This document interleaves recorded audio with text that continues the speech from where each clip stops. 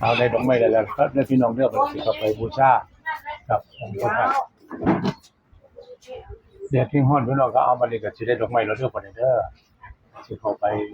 คารวะแล้วก็องค์พระธาตุทุกคนนะครับบูชาดอกไม้นั่นเอาเงินไปใส่เด้อเอาเงินไปเลย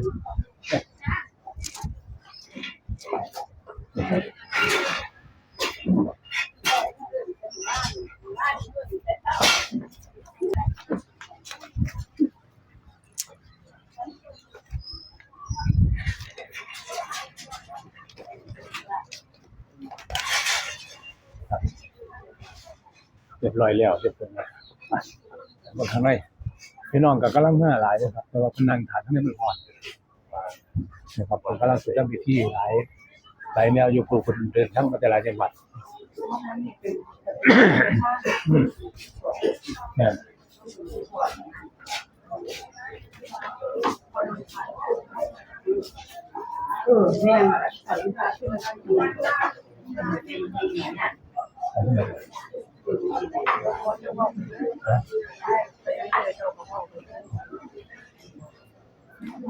ครับพี่น้องครับเพิ่นกำลังทำพิธีแล้วมั้งช่วงระยะบ่ายๆผมก็บ่ฮู้เนาะ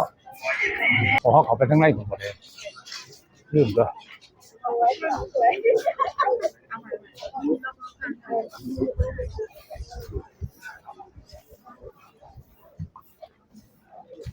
นี่เป็นสิ่งที่ชาวพุทธเฮานะครับพากันตั้งจิตตั้งใจมาขอพรขอบุญส่วนกุศลนะครับเพื่อนะครับสมัยอกสมัยใจนะครับ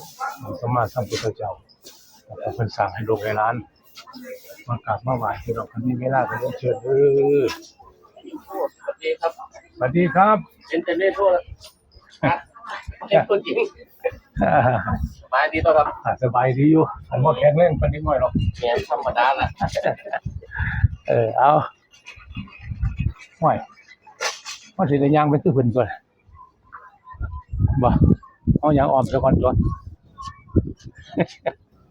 สาธุสาธุสาธุสาธุสมัยพระพุทธเจ้าในประเทศศักดิ์สิทธิ์ก็ดีนะครับสิ่งที่ระลึกน้ำใจของพี่น้องชาวพุทธนะครับมื้อนี้ก็ลูกหลานเลยขอกราบคารวะสิ่งศักดิ์สิทธิ์ที่พี่น้องชาวไทยชาวพุทธเฮาลืมบ่ได้ในคำมหาทีแล้วก็ขอให้ผู้ค้าตลอดทั้งวันจงสุขภาพแข็งแรงเด้อให้คุณพ่อคุณชมความรักษาได้สาธุสาธุว่าสิว่าอันนี้ถือฝรั่งเถื่อนนี่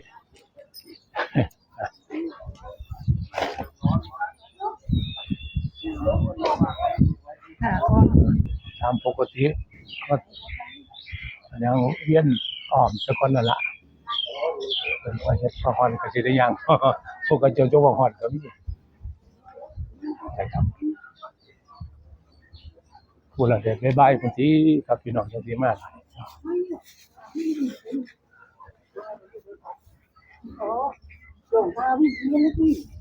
เอาบุญมาฮอดแล้ววาสนามาถึงแล้วพี่น้องเด้อยังมาฮอดวาสนามาถึงแล้วจังได๋ก็มาขอกราบคารวะสิ่งพี่น้องชาวพุทธเฮานับถือหาศาสนาพุทธทั่วโลกพุ่นล่ะครับ